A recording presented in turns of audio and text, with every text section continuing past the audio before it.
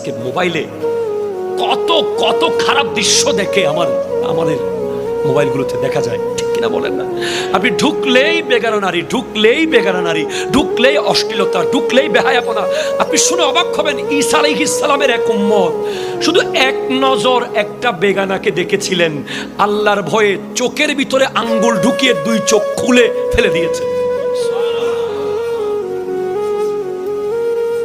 ইহয়া উলুমিদ্দিন কিতাবে ইমাম গাজালি লিখছেন, চোখের ভিতরে আঙ্গুল ঢুকিয়ে দুই চোখ খুলে ফেলে দিছে। আঙ্গুল দিয়ে চোখ খুলে বের করে ফেলা, কত কঠিন ঈমান, কত কঠিন মজবুত আল্লাহর ভয়। ওনাকে জিজ্ঞেস করা হলো, আপনি চোখ কেন খুলে ফেলে দিলেন? বলে, আর জীবনে যেন ভুলেও কোনো বেগানার দিকে আমার চোখ না যায়, এজন্য চোখ ফেলে দিছে।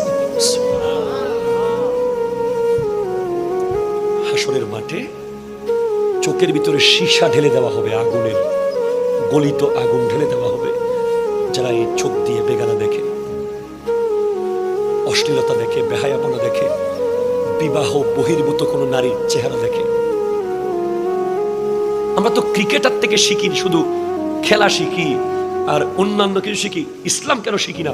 হাশিম আমলা, পাকিস্তানের বাবর আজম, সাংবাদিকা, মহিলা সাংবাদিক, অনেকক্ষণ সাক্ষাৎকার নিল, এক নজর তার দিকে তাকায় নাই। পরে জিজ্ঞেস করছে, আমি কি দেখতে এত খারাপ? আপনি এতক্ষণ কথা বললেন, একবারও তাকাইলেন না আমার দিকে? তখন ওই হাশিম আমলা বলল, বোন, আপনি সুন্দর নাকি কালা এটা আমার দেখার বিষয় নয়, কিন্তু আপনার দিকে তাকানোর অনুমতি ইসলাম আমাকে দেয় নাই, দেয় নাই, দেয় নাই। পাল্টে যান। জয়নুল আবেদিন কাদেরী হুজুর যে কথাগুলো বলে গেছে, একদিন হারে হারে বুঝবেন এটা একটা মিথ্যা রঙের দুনিয়া,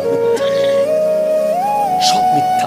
দুপুরবেলা যে আপনি ঘুরেন মিথ্যা, সন্ধ্যাবেলা যে আপনি আড্ডা দেন মিথ্যা, আপনি যে বন্ধু বান্ধবের সাথে 24 ঘন্টা চ্যাটিং করেন, এই করেন সেই করেন, সব মিথ্যা। শুধু সত্য, মসজিদে যাওয়া, সত্য কোরআন তিলাওয়াত করা, সত্য উযু করা, সত্য বাবা মার খেদমত করা, সত্য মুরব্বীকে সম্মান করা।